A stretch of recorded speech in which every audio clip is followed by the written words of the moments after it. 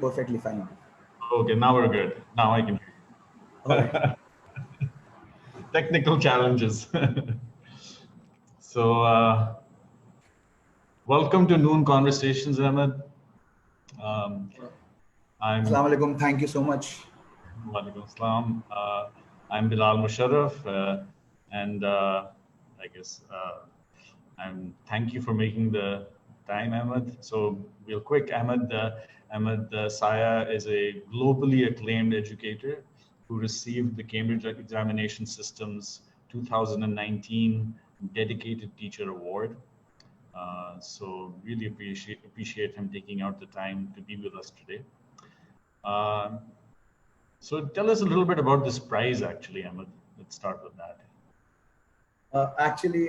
2019, Cambridge University Press, in association with Cambridge University, decided to recognize the efforts of teachers, and they launched this world's most dedicated teacher award.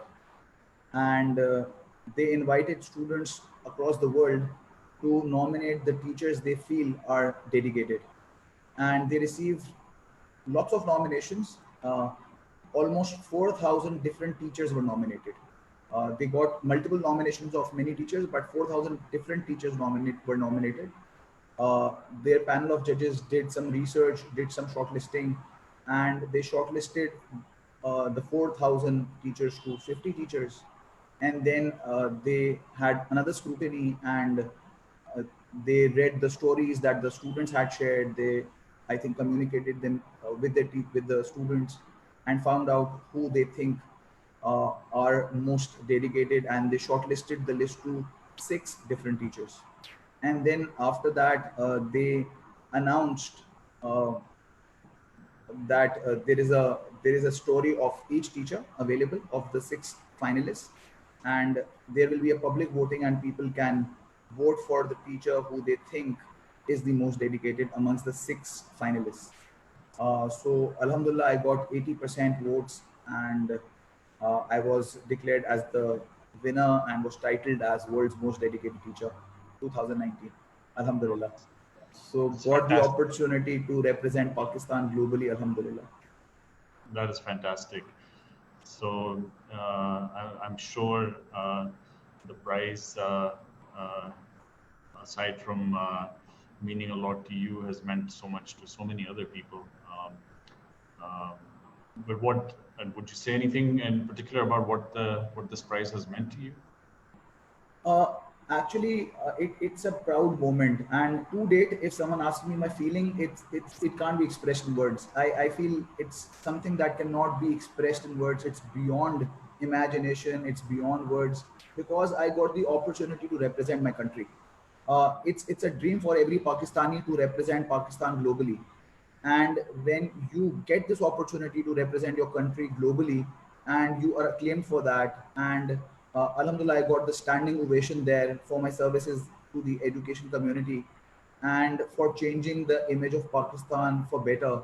I mean that was a proud moment, a moment where I felt that I am representing my country internationally, trying to change its image in a positive direction. And I am able to, I felt like a person who is on the borders fighting for the country, trying to improve its image all over the world. And I still cannot express it. I mean, that feeling is still something that is intangible. It's too good to be true. Alhamdulillah. Yeah, I think many people in many countries feel that challenge of um, dealing with disparities, in particular in the education sector, in overcoming what seem to be insurmountable challenges. So I think your success really resonated with a lot of people.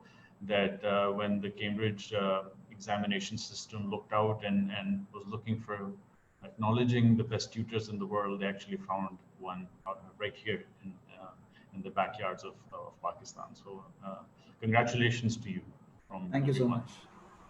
much. So, when did we first meet? Do you remember?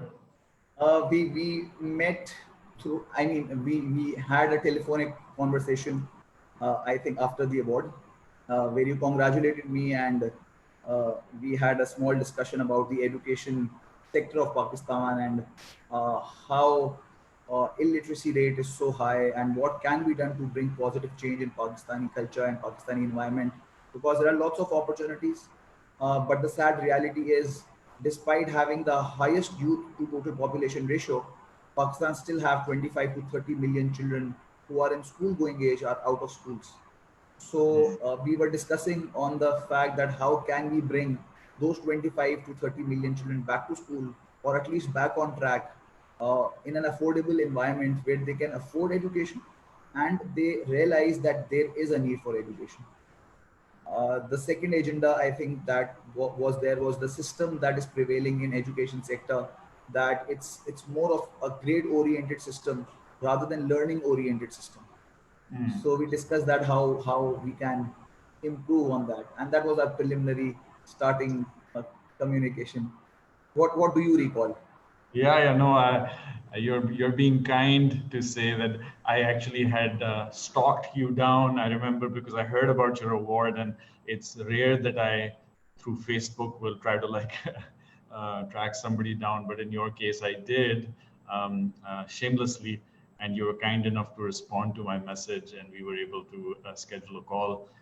And yeah, we had those conversations. I was with Edmodo back then, and we had a conversation around the use of technology as well, and what you were doing with regard to that, and all the things that you mentioned. So, good memory. Yeah, uh, it's a pleasure that you stalked me down. I had a great time talking to you and knowing you. yeah, so that I mean, our conversation has continued. So where we are today, the topic that we are meeting today on is how technology has changed teacher-student interaction. But before we do that, I was wondering if I could turn the mic over to you to ask me some contextual questions. My question is, why are we meeting at noon? So why we are meeting at noon is the middle of the day, and hopefully everyone who's listening has already got their, uh, you know, caffeine of choice or like activity of choice to get totally, to be totally conscious and aware of what we're going to talk about. Um, and yeah, it's the middle of the day. They've taken care of their essentials and they're ready to have a meaningful conversation. I will repeat my question. Why are we meeting at noon? And this Uh, time it's the noon, the ed tech noon. So why we are meeting on noon is because as a platform we are really committed to socialized learning. We in line with how the shared economy has touched so many sectors and enabled from being able to trade used products to um, accommodation to ride sharing. It's also now impacting education. So um, we are here to enable that and accelerate that. So that's why we are on Noon. Great. I'm looking forward to the conversation and finding the solution to the problems that exist regarding technology and how the student teacher interaction has changed because of technology. So, yes, I'm open to that. Okay, great. So let's start. Let's dive right in. So let's talk about the let's talk about your uh, period in teaching. How long have you been teaching? I started teaching as early as 2000. Initially, at that point in time, I was in grade 9. So I started teaching by providing tuitions to my juniors, my classmates, and I started teaching back then. Professionally, I started teaching in 2005, uh, immediately after my A levels. Uh, and but teaching has it's a different mindset altogether. I mean, I started teaching just to make sure that I am self-made person. I have enough finances to finance my own studies, and to make sure that I complete all the degrees and qualifications that I aspire to become. Never intending to become a teacher. Mm, At that point in time, there was no intention that I will become a teacher. mm, But as I started teaching, I realized that teaching is not a job, it's a responsibility. And you can't become a half hearted teacher. If you want to become a teacher, you need to ensure that you are well informed, you are well read, you are well organized. And when you impart knowledge, it is on your 100% uh, surety that what you are imparting is absolutely correct. Hmm. So started back in 2000, and so it's almost 20 years if we count like that. And what subjects do you teach? I teach O and A level math and accounting. I see. Other than that, I also conduct teachers training uh, of these subjects, plus overall the classroom management, classroom techniques, soft skills required in teaching, mindset that is needed for teaching. Speaking of the mindset, what are some of the essential ingredients that you think are key to teaching? The very first thing is you can't be a teacher by chance. You have to be a teacher by choice. That is the most important ingredient on of becoming a good teacher, because if you have become a teacher for whatsoever the reason, you have become a teacher because you could not find a better job, or you became a teacher accidentally, but you need to realize that you need to change your mindset. Whatever the cause was of becoming teacher, now you have to be a teacher by choice. If you are into this particular field of education, you are responsible for changing lives. Teachers are role models. They are looked up to by students, and if they chalk their talk, if they actually walk the life of what they are preaching to the students, they can actually be role models. If they do not feel that what they are saying is coming from the heart, it will never be 100% hitting to the students. It will not give them that feeling of connectivity with the teacher. So a teacher needs to realize that he is responsible not only for the grades of students, but overall shaping the personality of the child.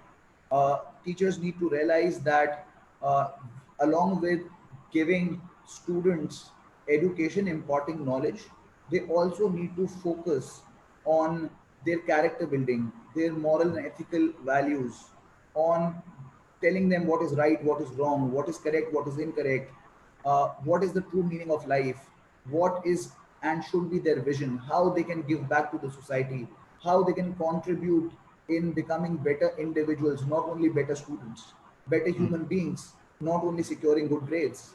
So, Hmm. all this is part and parcel of teacher's responsibility.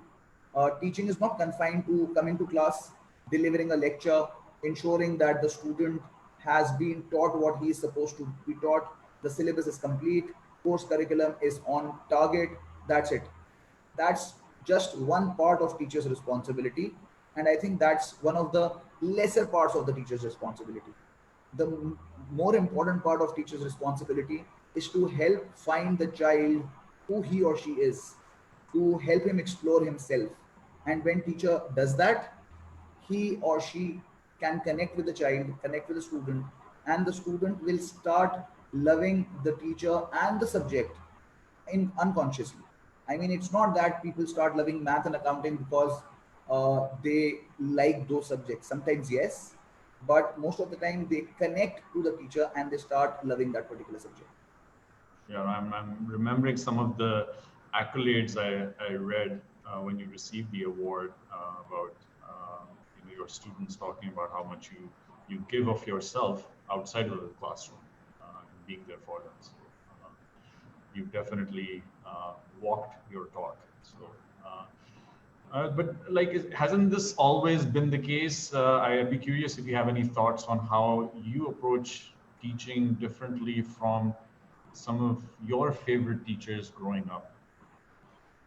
Uh, to be very honest, if I am awarded world's most dedicated teacher, then my teachers are the epitome of dedication. I learned from them. I saw them struggling with me to make me a better individual, a better teacher, a better student, a better person. They made sure that they gave me 100%, and not only they were confined to the class, they put in efforts on me outside class also. So when I became a teacher, an educationist, I made sure that I follow that legacy. I ensured that what my teachers have contributed in making me, I should at least impart that particular, if not 100% to what they had done to me, at least to some extent, I should follow their footsteps and should try and give back to the society and to my students the same experience, the same exposure that my teachers had given me. Mm.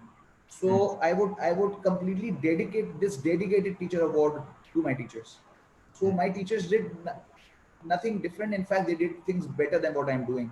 I am just trying to pick all the best strategies of all the best teachers and trying to mold them into a single thing so that all the best things can be imparted now into the future generation.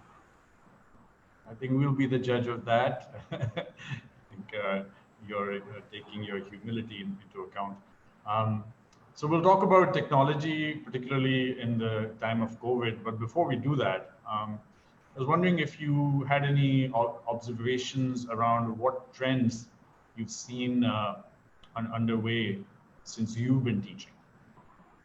Uh, Officially, the normal practice has always been a teacher in the classroom, a teacher who's teaching on the board, the students learning in the classroom environment. And with as and when technology progressed, with the advent of technology, the class groups started coming up through WhatsApp, and the students could communicate with teachers through social media channels. That was the first interaction of technology into education. I believe, and I feel. Uh, but with the advent of COVID, the dynamics have completely changed. I mean, we could not interact with the students on campus, and we had no choice but to interact through some kind of technology. It's not that technology was non existent before COVID, it was, but it was never explored, or Mm. it was not explored to such a great extent.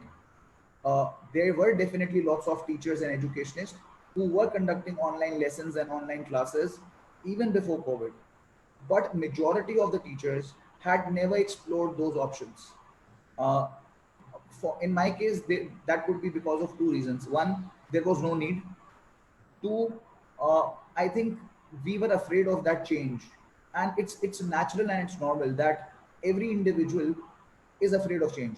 No one gets change normally. No one can enter into the changing mode and changing phase naturally. Everyone requires some time. Plus, we all have apprehensions that we might not be able to produce the same output, the same quality if we change our methodologies. But with COVID, things changed because we had no option. Mm. And when we have no option and we are pushed into the water, even though we don't know how to swim, we eventually learn how to swim because we need to survive. We need to stay afloat. We need to ensure that we are visible, we are there, our presence is meant. And same happened with majority of teachers during COVID. All those teachers who were not so tech friendly have now become tech savvy in a matter of months. But I think all teachers all across the globe needs to be appreciated of the fact that we were given, I think, 2 to 3 days to change our methodology of teaching completely. From on board, on campus, chalk and talk teaching, we were told to use gadgets which we had not used ever to impart education. And it was a big challenge for lots of teachers. uh, Mm. and teachers did an amazing job. Hats off to them, giving someone 3 days to switch over to a completely new dimension, new phase of teaching. And since we were teachers, we were always on the quest of learning. We were always there on our toes to ensure that we will contribute back, we will try to understand the changes. It's inbuilt in teacher that there is a continued learning process mechanism inbuilt in them. So that continuous learning processor that is inbuilt in us, maybe that was one of the reasons that we could immediately switch from non-technological stuffs to all the technological gadgets and to all the softwares that we had never even heard of, that we started using, and we mastered that to an extent that we can now guide people on how to use it, when to use it, use those features, which feature is best suited when, how. All these things can now be answered by us teachers, because we have been through it since last 6 months in such a great detail that Hmm. alhamdulillah we are well equipped with all those things. Great. Um, One phrase that gets tossed around a fair bit is blended learning. And before we get into the details, I wanted to ask you, what does blended learning mean to you? Blended learning is basically that you stick to your old methodologies of teaching, but at the same time you adopt the new means, because it's a new normal now. So if I say that post COVID I will not be using, let's say, Zoom, or post COVID I will not be using the Google Classroom, or post COVID I will not be using uh, the WhatsApp groups to interact with students, uh, that will not be the case anymore. That's not true, because I know that post COVID I will still be using all those things, because now they have become part and parcel of my teaching strategy or teaching style, because it has not only uh, given this opportunity to explore these technologies, but have also made me realize that it has lots of potential and lots of areas which are yet unexplored. So blended learning is basically taking a hybrid model where we are teaching on campus in classes, but at the same time we will also be teaching online. So we can't say that we will only be focused on campus teaching, or we might only be focused on online teaching. There is a possibility that both will go hand in hand. Uh, the the the curve will shift in such a manner that there will be a need for on-campus teaching and learning, but there will be more need of online teaching and learning. That is my point of view of what blended learning I think would be. Thanks. So in business, we tend to say that something can either be cheap or it can be high quality. You cannot have both. But having said that, we have seen that technology has come in as a deflationary force that has simultaneously improved quality and reduced cost in areas such as manufacturing and the provision of services. So I was wondering if you what your view was on win-win scenarios of the induction of technology in teaching. I think with advent of technology into teaching, this is possible. I mean, uh, teaching, learning will become cost effective, because a teacher will be available to all those people who could not have access to teacher initially.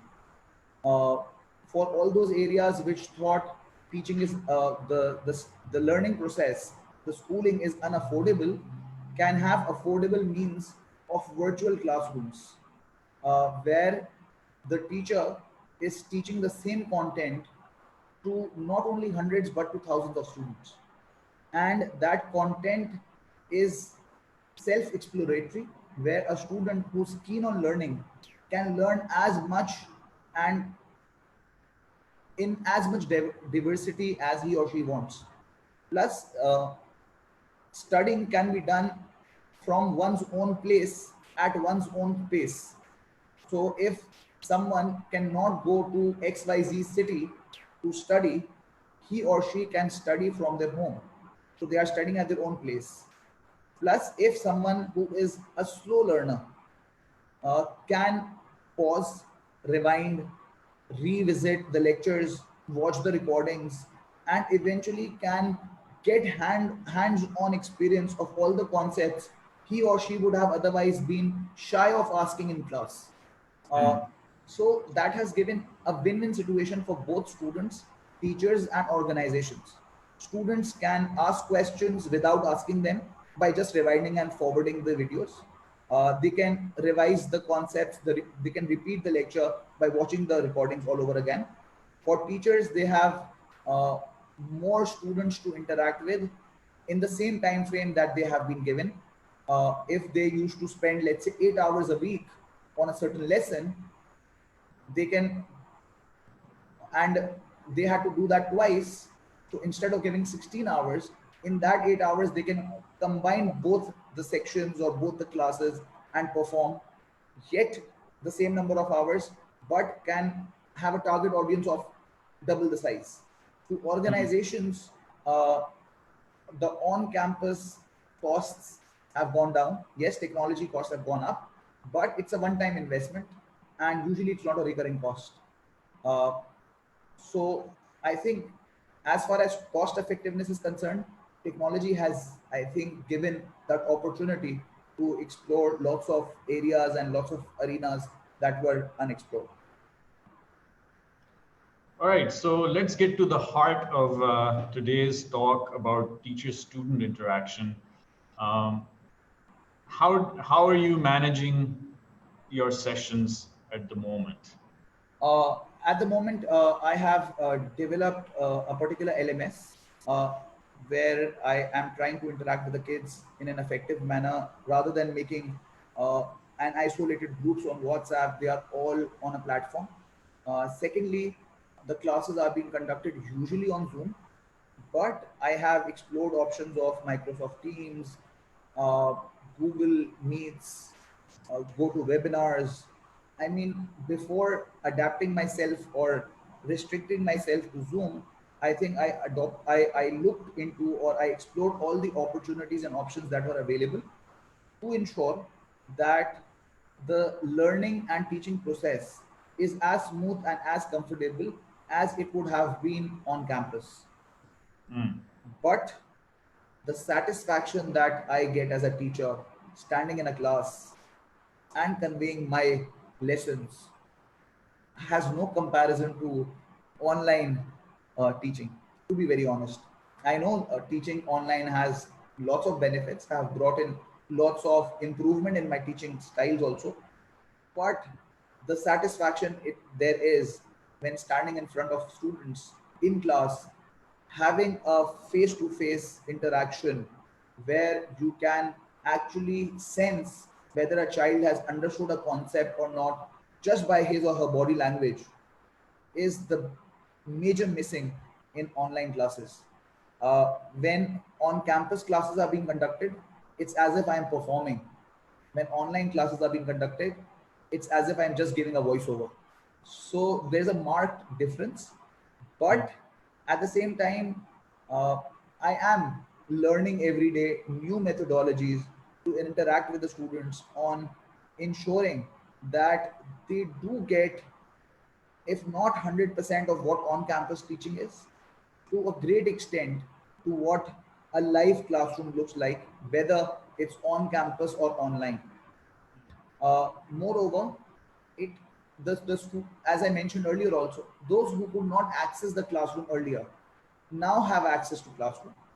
So automatically, the online education or online classrooms have given me a broader base, broader students coverage, or a broader area. Geographically, I'm not limited. I mean, initially, students only from Karachi, Pakistan could have been my students. But because of COVID and because we eventually went global, because we had the opportunity of teaching online, I have students across the globe, not only across Pakistan, different cities of Pakistan, but even different countries of the world are now part of my classes and are my students.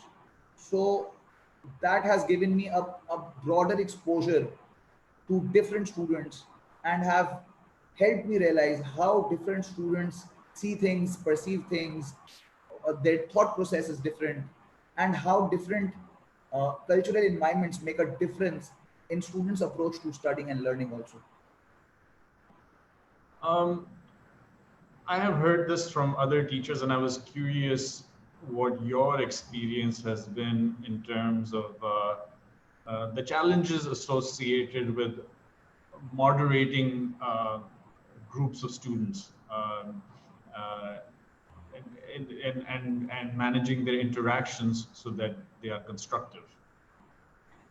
I think I do face the similar challenge because on campus, when we are in front of students, there is an opportunity that we tell students that do this particular question or do this particular assignments, or we make a group or form a team and give or distribute the tasks within the team, and that way we could realize the team performance, the individual performance.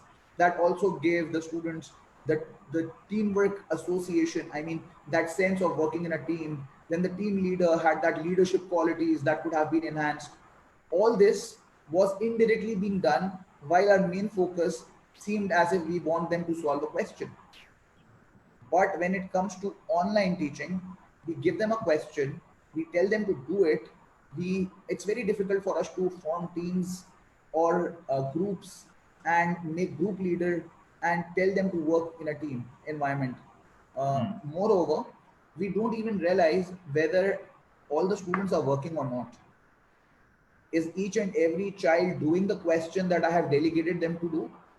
I don't know, and I feel sad about that. If they would have been on campus in class, I would have definitely known if a particular child is studying or not.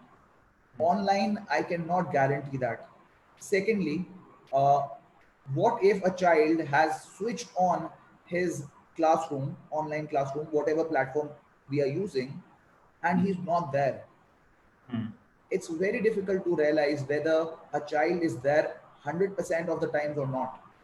If let's say I figure out that a particular child is not there and I tell him and I reprimand him that please answer this question because I feel that you are not there, you are not listening, he might turn up saying, I had a I had a technological problem, my internet went out or my electricity went off, there was a power failure, and I have no option but to accept whatever he or she is saying.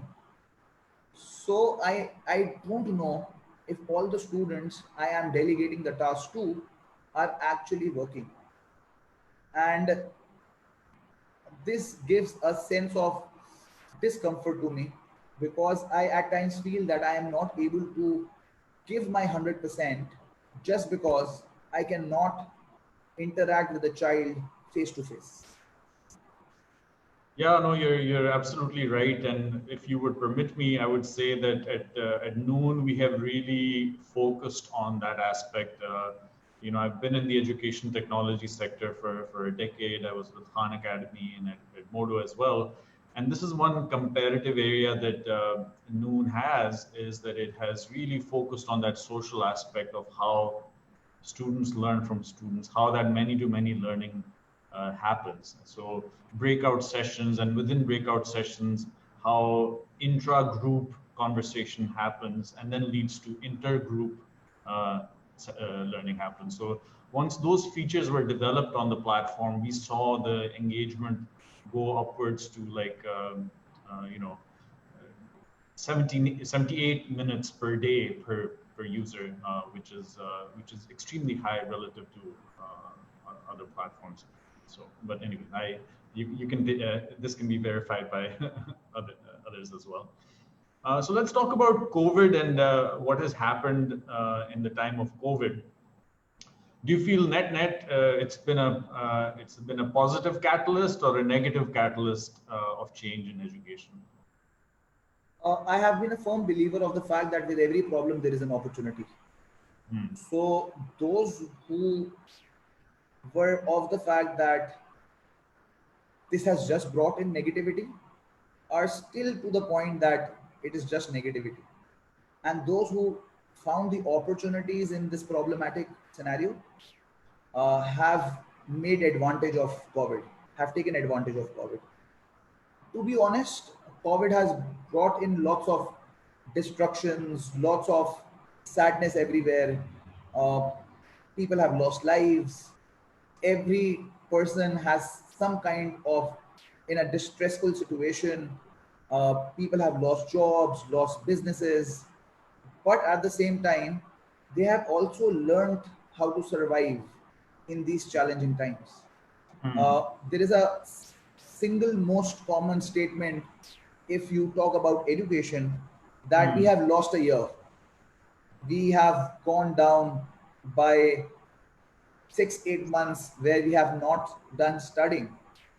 But on the other side, we do realize that lots of educational environments, lots of educational things were provided free of cost to the students, which would have otherwise not have been provided. Many universities offered their online free courses for the masses.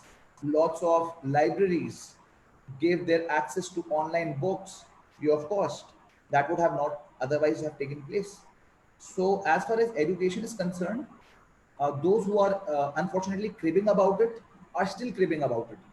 But those who saw this as an opportunity to spread knowledge across the globe, and the true sense of global village has come into existence in education sector, they do realize that yes, we got access, the opportunity, the experience of so many people, so many conferences, so many online things that we could not have otherwise dreamt of.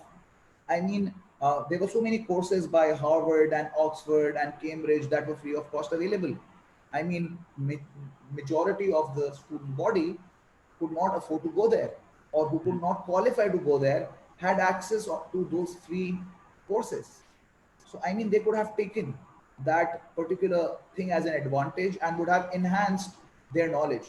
I mean, it depends on an individual how he or she perceives him or herself to be in a situation and how he or she plans to come out of it.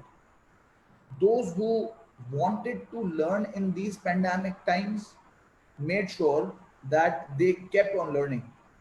Those who thought that it's a standstill, it's a full stop to our lives, they did not move on, they did not learn, they did not took the advantage of the opportunities that were available. In fact, they were not even aware that the opportunities are available because they were not seeking for it. Only those who seek for it actually get the advantage of that. Hmm. So I think COVID overall has given a negative impact, a bad taste in everyone's mouth, but at the same time, it has given everyone the energy to look beyond their capacity, to look beyond the horizons that they never thought they could have otherwise explored. So it's a mixed response. To me, COVID was bad, but yes, it gave lots of opportunities. Understood. So let's open it up to the audience and see if they have any questions. There's Yusra Sheikh who wants to know from you, Ahmed. Um, what do you think about Noon Academy as a platform for online education? Would love your thoughts on it. I mean, you can be honest. All right. And To be honest, I'm yet exploring Moon. I am exploring its different options and what it has to offer. I am still not 100% literate on Moon, but uh, at front, at face, it seems as if it is giving a technology breakthrough to education. It seems as if the on-campus feelings that are missing, if not 100%, it is to some extent giving the opportunity to revive that. How successful it turns out to be would only be known once I explore it or I start using it. But on face, the face value says that it will give a better interaction than what other mediums or other softwares have yet offered. Especially the feature where uh, the students can interact with students and there can be group activities and where tasks can be delegated which the students need to perform and they can be marked on it and they can have a competition between them. I think that would make students interaction more viable, and that is one of those things which is missing in the online classroom. I cannot judge whether a student is performing or not. I think mm, that would give the opportunity for teachers like me to realize whether the students are actually performing or not. And the group leader can also comment or tell whether the group mates are all performing a task or it was just the group leader himself that who perform the task. Like it happens on campus class, on campus a system, that if a particular team member is not performing, the other team members tend to complain that these are my efforts, the team member was of no use. So I think that would give that particular edge, that yes, the team member will be on his or her toes, because he or she knows that he or she will be reprimanded if he or she will not perform. I think this is one of those good features that are present in Moon. But as I mentioned, there are yet lots of things that I'm exploring, Mm. so I cannot give 100% answer to that. That how good or how useful or how unfortunately unuseful the system is. So once I get the hands-on experience on it, I might be in a better position to answer that. Thank you. Sayyid Fawaz wants to know, a typical attention span for students is 10 to 15 minutes. How do you propose keeping the students proactively participating via such mediums? And similarly, another question, we've always been told that having technology devices is a medium of distraction. Now that we have online classes, don't you think we're likely to be less focused compared to a physical classroom experience? All right, two different questions. The first question, that that attention span of a child is 10 to 15 minutes. I don't know. I don't always agree with that particular statement, because I have seen people who are focused for hours, and I have seen people who get distracted in 2 to 3 minutes also. The only way to keep focus is to keep challenging yourself and pushing yourself. Every time you do a question, you consider that as an achievement. You set your eyes on the prize, that my end target, my vision is to do so much tasks and do so much work. Even when I'm teaching online, I need to make sure that I have planned that I need to cover this particular stuff. And I break that particular target into different smaller milestones or smaller success boxes. So every time I achieve a certain target, I feel that the attention span for this was okay, 10 to 15 minutes. So the next 10 to 15 minutes is my next target, and then next to 10 to 15 minutes will be my other target. So if my attention span, let's say, is 10 to 15 minutes, I have to set targets for 10 to 15 minutes. My targets will be 10 to 15 minutes, then a break of, let's say, a minute or two, then 10 to 15 minutes, another set of target, achieve that, then a break of minute or two. I can't say that since I have achieved the 10 to 15 minute saturation limit, now my day is done. I will not perform more for that particular day. If that would have been the case, people could not have been working for hours every day. So 10 to 15 minutes and done, and now we are lazing that it's okay. No, I think that's not acceptable. We need to set targets in such a manner that if our attention span is, let's say, 5 minutes, not even 10 to 15 minutes, then after 5 minutes we know we have achieved something, and now for next 5 minutes we need to achieve this thing. Slowly and gradually it will act like a building blocks. So every time I do something, it will be the first block, then the second block, then the third block, and eventually all these will be goal congruent behaviors. They will all be fulfilling my final vision, final goal. My eyes should be on that prize that I will achieve once I will finish the day's task, or a particular class of 1 hour, 30 minutes, or 1 hour, or 45 minutes, whatsoever. Whatever the duration of the class is, it should be split as per my attention plan and attention span. The second question, that how has the devices, the screen time that is more commonly known, has always been considered bad for us. Too much usage of technology was always reprimanded.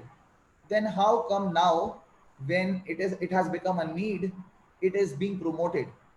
The same gadgets and devices we were told to keep away after a few minutes are now necessity for us and have to be there with us throughout the day.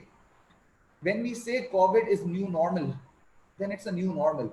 Initially, it was an area which was unexplored, because we realized that the screen time was the time where the student was not studying.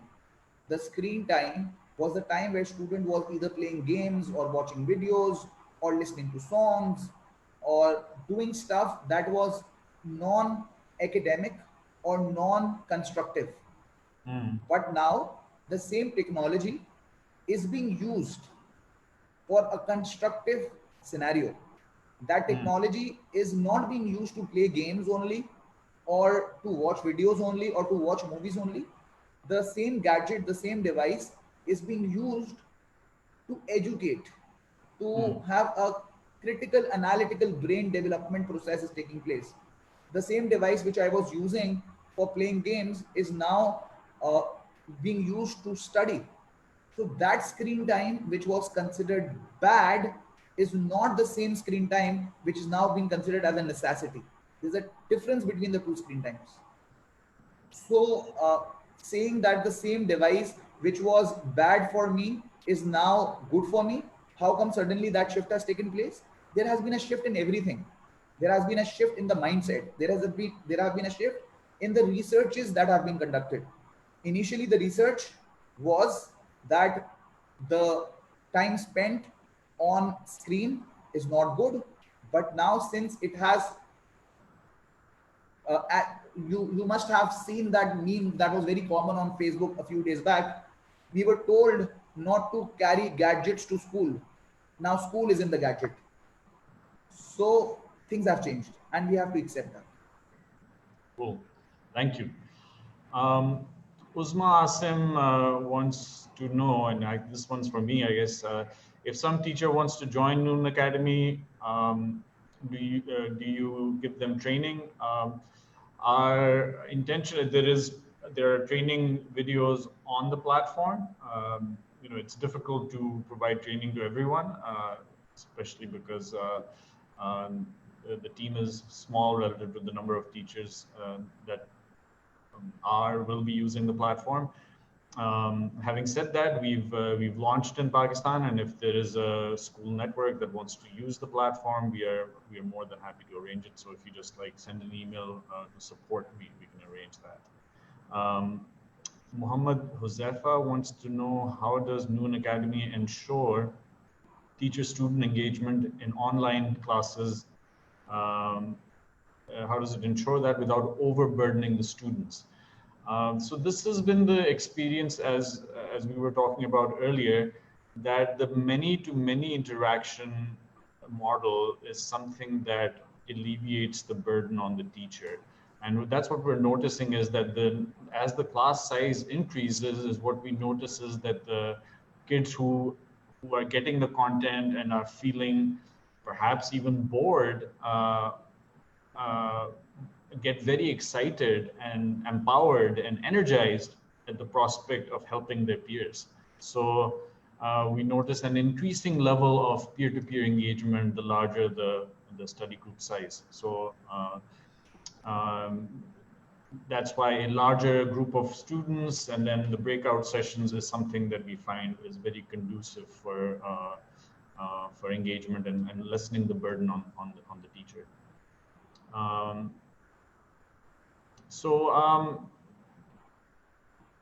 I guess I was wondering, like, if we can continue our conversation and talk about.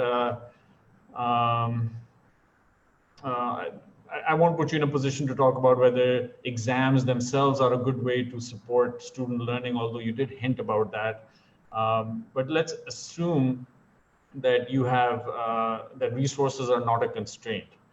How would you allocate your time to support students better or learners better? Actually, I think exams are important because they give students a sense of responsibility. But at the same time, I also feel that the students should not be held responsible for their results. They should be held responsible for their efforts. When we start giving everyone a grading methodology that you are first, second, third, based on your performance in an exam, we at times are demotivating them to learn throughout the year. We are actually creating an environment where the students learn to pass rather than learn to quench his thirst for knowledge. The students do not learn to gain knowledge. He or she learns to pass an exam, uh, bring good scores. And not only that, this goes for students, it even goes for teachers, because the teachers are, their appraisal is done through the results of their students.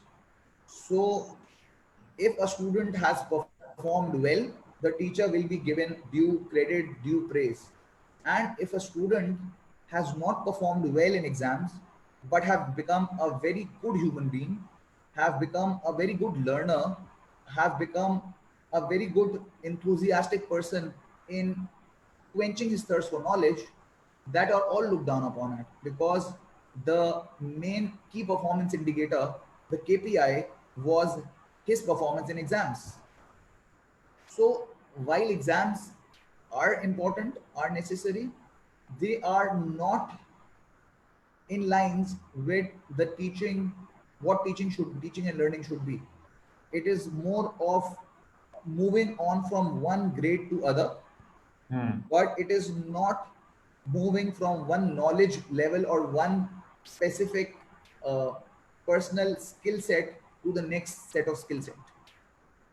So I think in the normal curriculum, this particular thing is missing, because majority of the curriculums have examination to decide whether you are successful or not, whether you have learned or not, whether you have understood or not. Whereas there are lots of students who are amazing in delivering a certain task or a thing, but they're exam conscious, they have examination phobia, and those students tend not to perform well. And then it's not, this story does not end here. The universities do not accept those candidates who have performed below a certain grade level, despite the fact that child might have been extraordinary in so many things, but because he or she has not met that particular grade criteria, his or her application is not even looked into.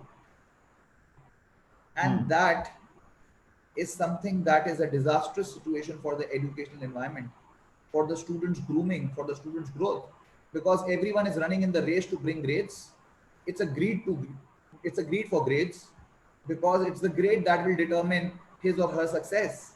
I'm not saying grades are not important. Grades are extremely important, but in certain circumstances, grades are unfair judgment of student's ability to proceed with his career options or with his uh, level of education that he or she can pursue. Most universities will not give admission to a student who has extraordinary communication skills, who has extraordinary ideas, but performs in exams at an average level of C's, Hmm. because the university requires straight A's or straight A stars or two A's and a B.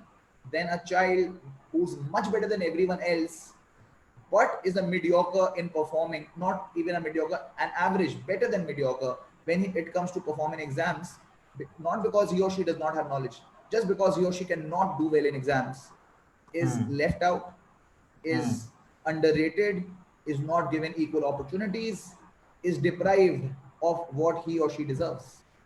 The question is, who is responsible? The board, the curriculum, the overall educational environment, the teachers, the parents, the peers, the siblings, or the child himself? Who will take the responsibility? So I'm a big fan of scorecards, and I was wondering if you could indulge me as we get towards the end of our hour together.